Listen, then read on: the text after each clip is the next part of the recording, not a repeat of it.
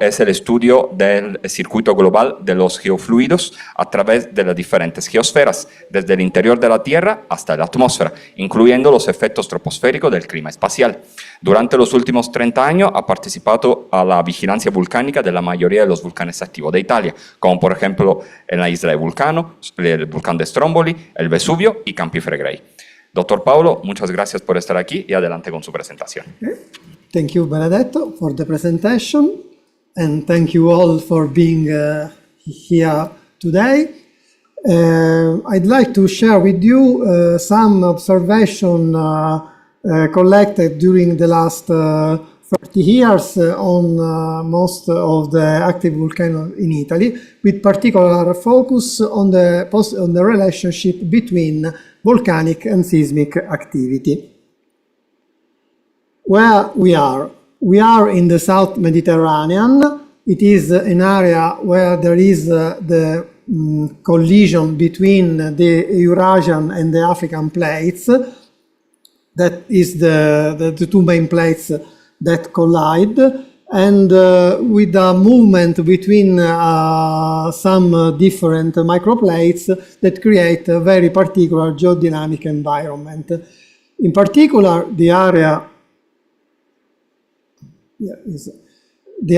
of our interest is the area where the Ionian plate made of oceanic material collides with the Tirrhenyan plate, and there is the presence of a major tectonic lineaments, the Aeolian Tindari-Letojanni fault system that you can also see in this slide, that separate two different areas with different geodynamic behaviors. In the northeastern part, we have an extensional regime. The Aeolian Tindari-Letojanni fault system is a destral strike-slip fault that separate this area with the other one on the western side, where the geodynamic regime is mainly compressive.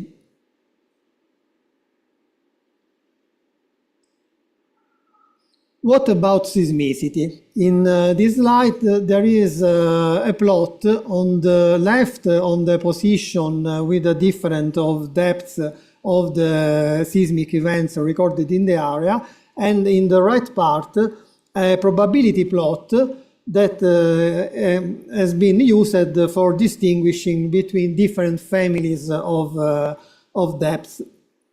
As you can see, the most of the seismicity, about the 50% of seismicity, is in the first 10 kilometers of depth, and going down to 20 kilometers, we arrive at 60%. Then there is a seismicity gap till about 110 kilometers of depth, and then we have the deep seismicity, that is the seismicity of the slab.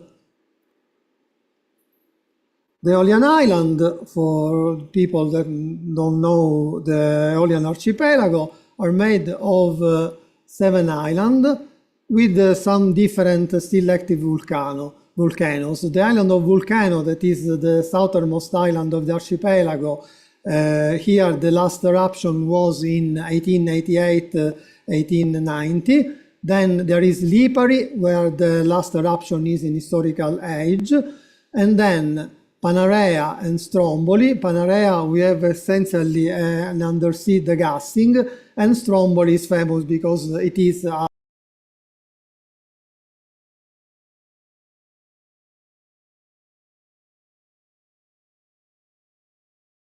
Cudi and Salina. Let's go at the beginning of the story. The year 2002 was particularly important for the geodynamic history of Sicily, because in September, the 6th of September, there was a magnitude 5.6 crustal earthquakes. That was the strongest earthquake recorded in this area during the last tens of years. Strictly after this earthquake, there was an incredible series of eruption and other earthquakes. On October the 27th, there was an eruption of Mount Etna. 4 days after, in San Giuliano, a place located in Apulia, there was another strong earthquake that made about 100 casualties, including 30 children that died in the collapse of the school where they were at the time of the earthquake. Panarea, 2 days after, a strong undersea gas burst from the hydrothermal vents located in the small islets few hundreds of meters off the coast of the main island. And finally, Stromboli, at the end of December, an eruption that caused the evacuation of the island because there was a landslide along the Sciara del Fuoco. So, an incredible series of earthquakes and eruption with a few days of distance one respect the other. But what about Vulcano? Vulcano was the island closest to the epicenter of the September earthquake, but apparently there was no any anomaly. There was a first paper published in 2009, published on geology, where it was supposed that the pressure variation induced by the earthquake of 6 September could be the cause of all the eruption, because there's a variation of pressure, especially the vertical component, calculated at a depth of 2 kilometers, that is the depth supposed of the shallowest magma reservoir or the hydrothermal system, could have caused a bubbling of gases and then the rising of magma or other hydrothermal fluids. So seismic triggering of the eruption. But in my opinion, maybe the mechanism could be something different. What happened at Vulcano? At Vulcano, there were some variation in the hydrothermal system, because as you can see in the island of Vulcano, we have a shallow hydrothermal aquifer in all the coastal plain of the island. This is La Fossa Con, that is the most recent active volcanic structure of Vulcano. Here was the last eruption at the end of the 19th century.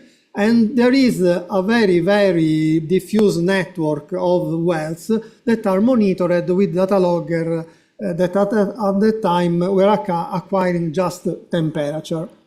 And there is also a monitoring system of all the high temperature fumaroles located at the top of La Fossa Con, with maximum temperature that were recorded during the mine arrest that Vulcano experienced in the instrumental era, that was in 1998, where the maximum temperature reached were over 700 degrees. So, what happened at Vulcano at the time of the earthquake of September 2002? In this graph, you can see the temperature recorded in the fumarolic field. Here, the average values of the temperature of the shallow hydrothermal aquifer. The red line is the temperature. The blue line are the variance of temperature. And here you can see the cumulative strain and the number of earthquakes recorded at that time. Only tectonic earthquakes in all the area, not only the tectonic earthquakes close to Vulcano. So 50 kilometers from Vulcano. As you can see, before the earthquake of September, there was a lot of anomalies of temperature with an average values of temperature of the hydrothermal aquifer higher than in the following year. But all these anomalies started before the September earthquake. And as you can see, the temperature anomalies are in time coincidence with tectonic activity. You can see this between March and May 2002. Another very strange things, you see this temperature anomaly and this seismic anomaly is centered exactly on the undersea gas burst of Panarea. So a time coincidence between anomalies in the hydrothermal system and the tectonic activity, but without any possible direct relationship, because the earthquakes, the epicenter of the earthquakes were too far, and we are discussing of earthquakes with magnitude of 2, 2.5, so no strong earthquake able to trigger activity. So what could be an alternative idea? Not a direct seismic triggering of hydrothermal anomalies, but something that was presented by Bernard in 2001 as crustal transients. What is the theory of crustal transient? There is not a direct relationship between volcanic eruption and earthquakes, but if there is something changing at a wider scale, and this could be the regional stress field, this is the ultimative engine of the general geodynamic activity.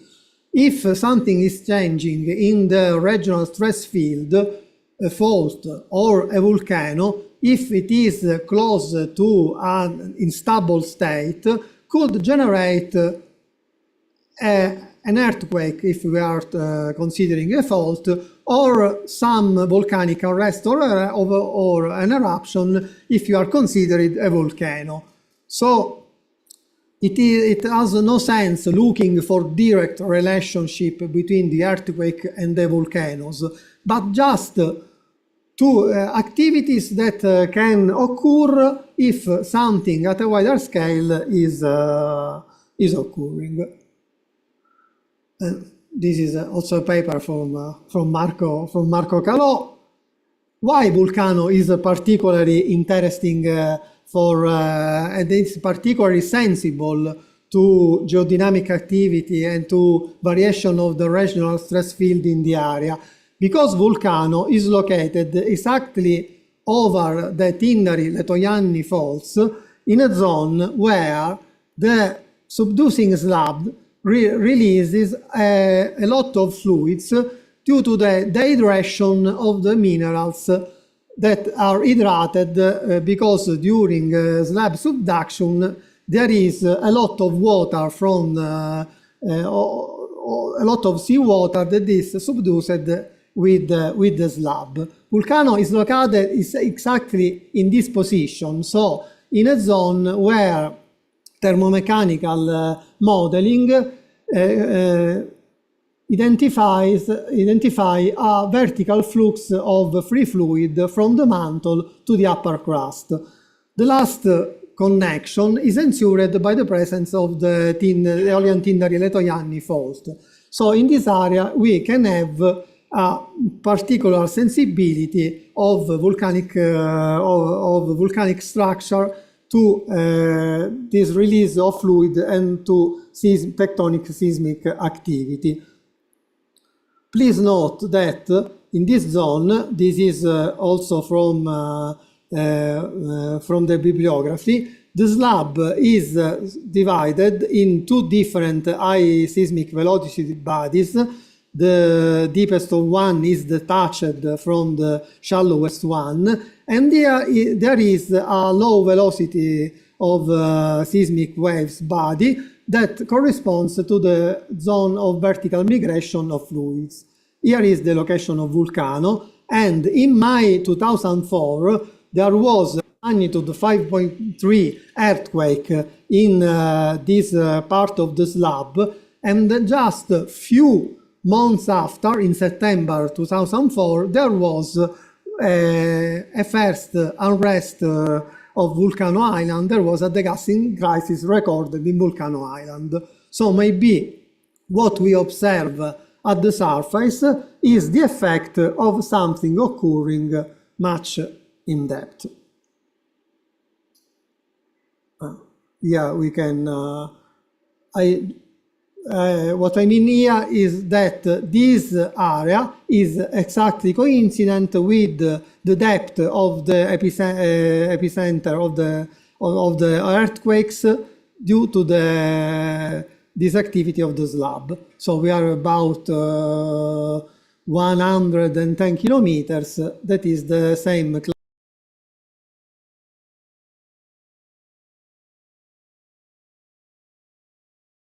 This is a cartoon that was prepared by some colleagues from Chile, and this was made for explaining the mechanism generating tsunamis. But I think it is a very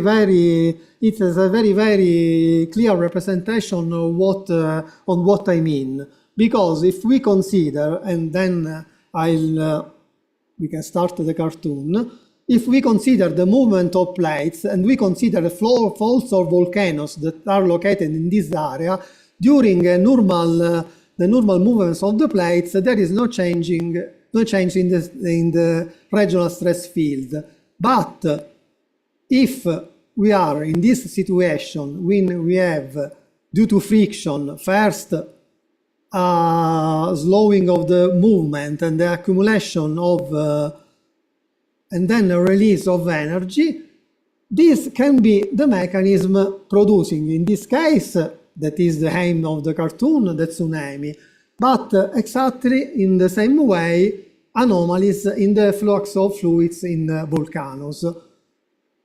Why some volcanoes react and some other no? It depends on the state of activity of that volcano. If a volcano is a very background level of activity, this mechanism cannot produce any effect, but if a volcano is at a higher level of activity, we can have some anomalies. So, what can be a general logic model for this process? If we have a volcanic system that is located in the slab-to-crust fluid migration area, and this is the same genetic area for stress or strain after an earthquake, we have a maximum coupling. So we have a maximum sensitivity to earthquakes of a volcanic system. We are in an intermediate coupling if the volcanic system is out of this area of vertical migration of fluid, but still in the area where stress is generated. If the volcanic system is outside the area where the stress is generated, we can have only aftershock anomalies. So anomalies generated by the earthquake. If we summarize this process in a 3D space, where there is here time, here's a general magmatic hydrothermal transient that can be thermal anomalies in hydrothermal aquifer or degassing crisis or eruption in case of open conduit volcanoes. And here the stress strain. What happens if I have variation in the regional stress field, but I am down with respect to the detection threshold plane of transient? There can be transient, but I am not able to record this transient. If I have transient that are over this threshold plane, I can record this transient. But if if I have a seismic deformation, here it's possible to have an hydrothermal transient linked to a seismic deformation. If in this case I have an earthquake and a transient that is in a certain time relationship with the earthquake, not necessarily before, not necessarily after, but just in a close time span. Which are the evidences of this phenomenon? This is a publication on Physics and Chemistry of the Earth of 2013, and here we analyzed from September 2009 to June 2012 the temperature recorded in a fumarole located outside the main fumarolic field.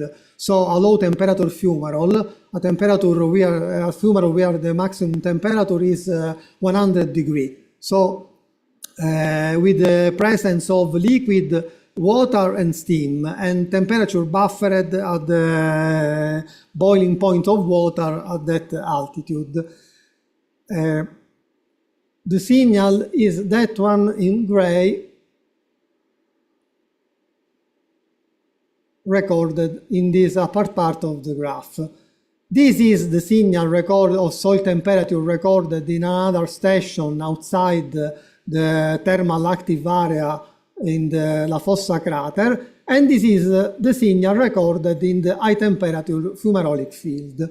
We can recognize 4 main anomalies of temperature recorded in the low temperature fumarole.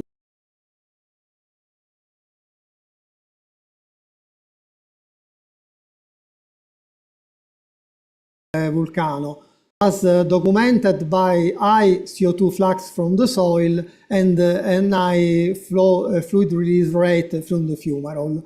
So this anomaly is essentially due to the activity state of the volcano.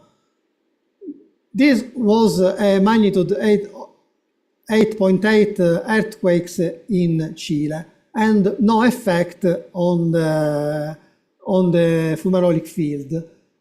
What is interesting is anomaly B. Anomaly B is during a background activity of the volcano, so nothing that can be related to the volcanic activity, but the maximum of anomaly was few weeks before an earthquake located in this position, a magnitude 4.2 earthquake, that was the strongest earthquake of the last years in the Ionian island. So an anomaly of the fumarolic field before the occurrence of the earthquake. Another interesting thing, this is the time of the Sendai Honshu earthquake. As you can see, there was a strong increase of activity, of thermal activity of the fumarolic field, but also a strong increase of seismic activity in the zone 1 of the Aeolian Tindari-Letojanni fault system. Again, other minor anomalies. This anomaly C2 at the time of another cluster of seismicity in this area, and finally a fourth anomaly, anomaly D, at this time when there was another increment of seismic activity, this time in the sector 2 of the Aeolian Tindari-Letojanni fault system. So, evidence of what I mean. We have variation in volcanic systems, we have activation of faults, but the engine that is the trigger of this activity is the regional stress field. The same we observed as stromboli in another period. This was published on Geofísica Research Letter, and what we recorded here, we recorded the temperature at 3 different depths in the in the top area of Stromboli, very close to the crater rim terrace in this position, and at the same time the total dissolved gas pressure, in this position in the coastal aquifer of Vulcano. Total dissolved gas pressure mainly due to dissolved CO2. What we observed? We observed the contemporary anomalies when we have a diminution of the total dissolved gas pressure in the aquifer and an increment of temperature in the top system, because most of the gases were channeled toward the summit crater, and a lesser amount of CO2 were dissolved, of volcanic origin, were dissolved in the coastal aquifer. These anomalies occurred at the same time of seismic event of tectonic nature located under Stromboli. So another example of seismic tectonic activity and degassing anomalies occurring at the same time.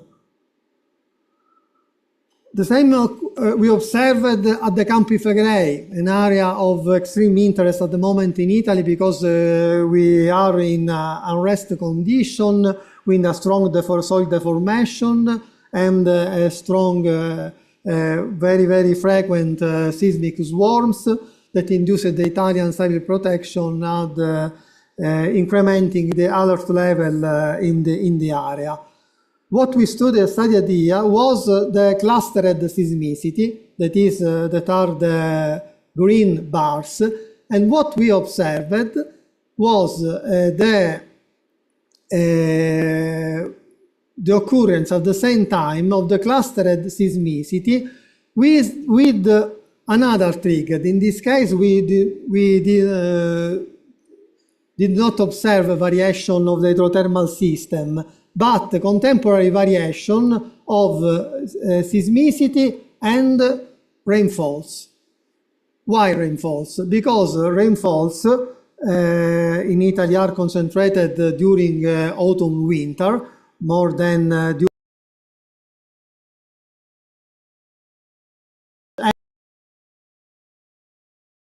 that is the source of ground deformations and seismicity, altered the condition of the aquifer, incrementing seismicity. So a trigger due to the hydrological cycle, not linked to the regional stress field, but the influence of another surface parameter on seismicity in a volcanic area.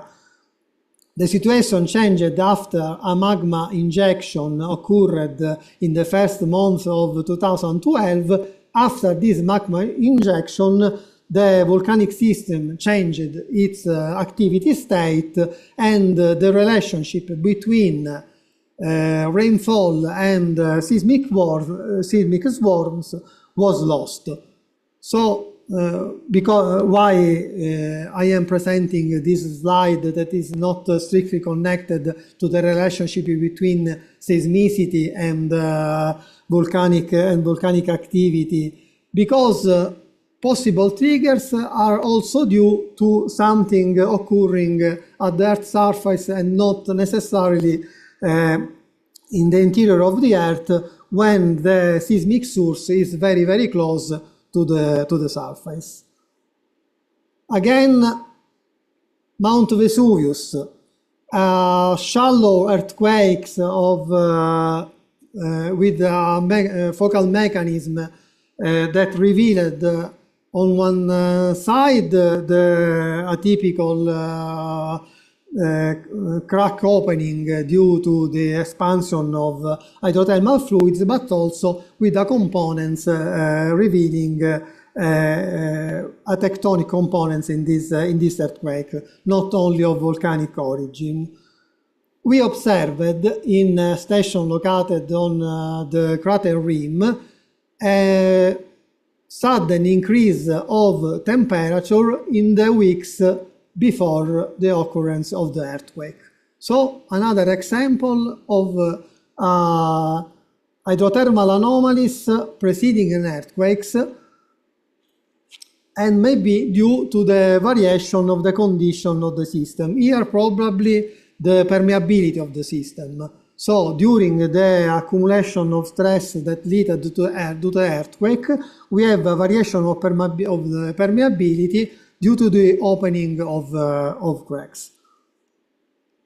So for summarizing what is the main focus of my presentation is that if you look at a geodynamic system as a whole, we have to consider not only what occurs in the crust, so following the theory of Bernard of the crustal transient, a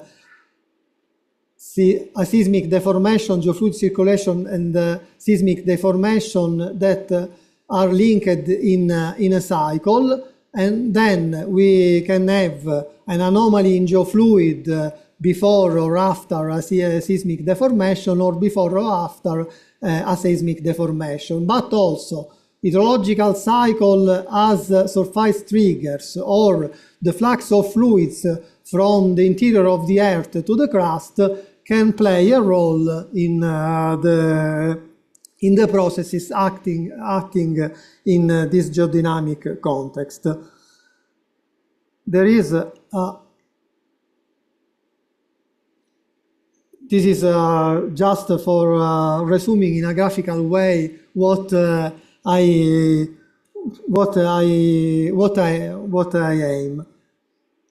The importance of the perspective in space and time when we are studying a system. This is a picture. This guy could be me, because I started to study geology because I was a caver. I was a speleologist before studying geology at the age of 15. He looks like me at that age. And we are inside the cave. This is a picture, maybe, I don't know the terms in English, mattonella. No? So? Pie? Tie. Okay. But if we go at a different distance, we can see that is a puzzle of different picture. But this is a street art work in Barcelona, Spain. So what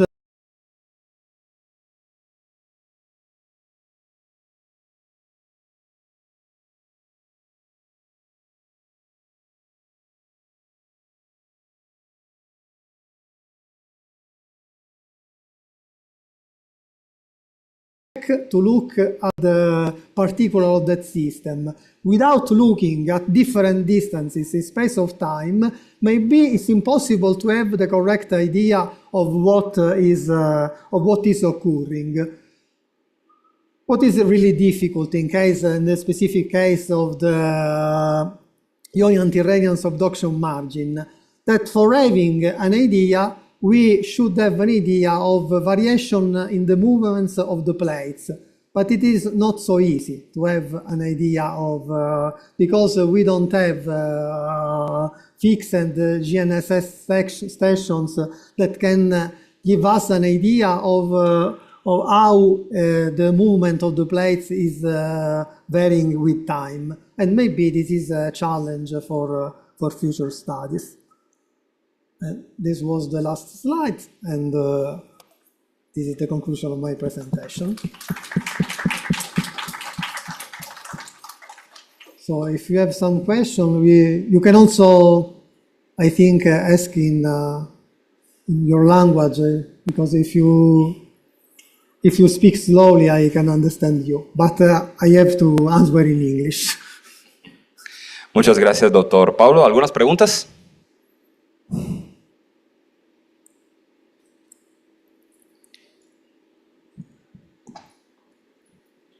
Thank you, Paolo. Okay, here we have a colleague of us, the name is Denis Legrand, who is working on the relationships between volcanism and seismicity, no? And he is working a lot in the Mexican volcanoes, especially in the Popocatépetl, another volcano, the Chichon, and another one which is Tacana, no? And what he is experiencing in Mexico is that the volcanoes has to be prepared, okay, to manifest some reaction when there is a strong seismic, a seismic event occurring on that. This is the same case you are experiencing in Italy, or you have some different to comment yes, about that? I have exactly the same opinion, because this is the reason why we have to study at different time and spatial scale this system, because if a volcano is not prepared, it is a very low level of energy, it needs a very, very strong trigger for reacting. But it is necessary to understand what is the activity level of a volcano for saying if this volcano could react or not to an external trigger. That was the case of Vulcano in 2002. Vulcano was a very low level of activity, but this activity was evident in anomalies in the shallow hydrothermal aquifer, because very, very small temperature variation, but very significant for our detection system. But the volcano, after the passage of the seismic waves generated by the September 2002 earthquake, the volcano island did not react because the activity was very, very low. A different case was in 2004, when there was the slab earthquake, the very deep earthquake. 2 months later, volcanoes react because its activity system was at an higher level. But the two stories are not in direct connection, because the activity level of a volcano can vary partially independently with respect to the regional stress field. In example, if I have a continuous gas transfer from the deep part of the magmatic supply system to the shallow part, I can have an accumulation of gases in the shallow plumbing system, and then an unstable condition, and then a possible reaction to the passage of seismic waves. But if there is few gas in the shallow part of the magmatic system, supply system, maybe there is no reaction. So I think that this is the right key of lecture for interpreting if a volcano can react or not to seismic activity or change in the stress field. We have to look at the two things in an independent way.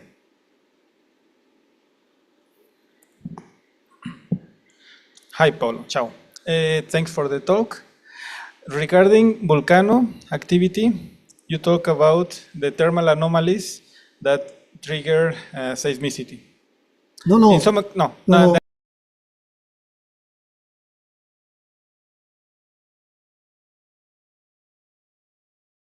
The thermal anomalies occur in the surface.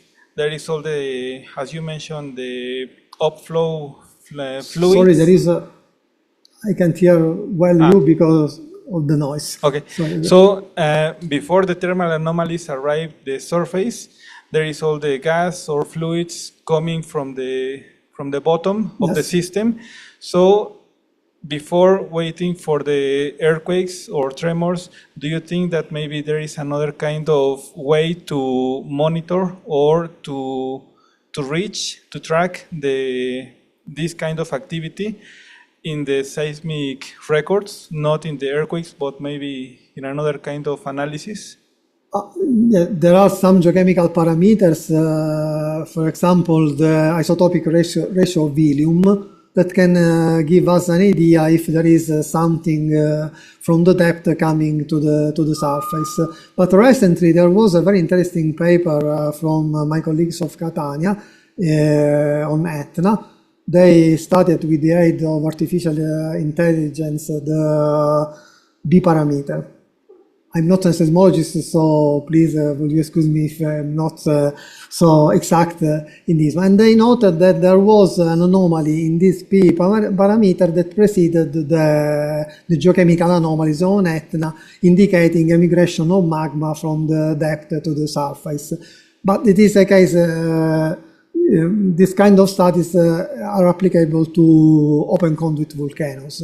The problem of other volcanoes like Vesuvio or Campiflegaio or Vulcano is that we are an hydrothermal aquifer at shallow depth that can buffer some variation induced by a deep source.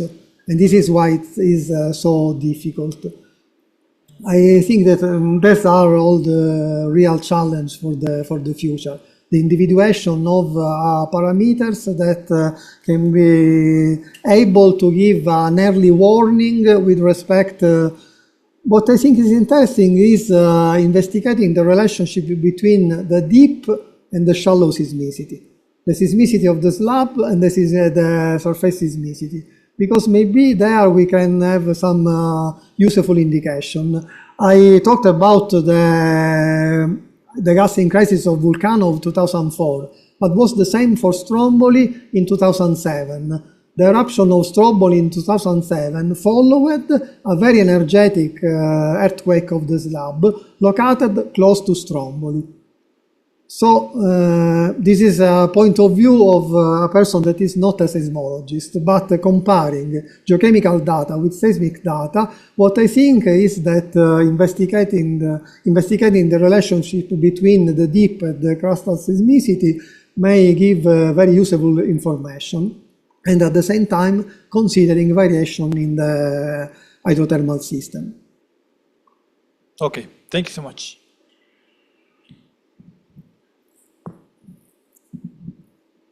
¿Otras preguntas? No, ok. Me dicen tampoco que tenemos preguntas en línea. Perfecto, entonces, antes de despedirnos, agradecemos de nuevo al doctor Paolo para su seminario. Muchísimas gracias. Y muchas gracias también a todas las personas que estuvieron aquí con nosotros el día de hoy. Gracias. And thank you for inviting me to give this seminar.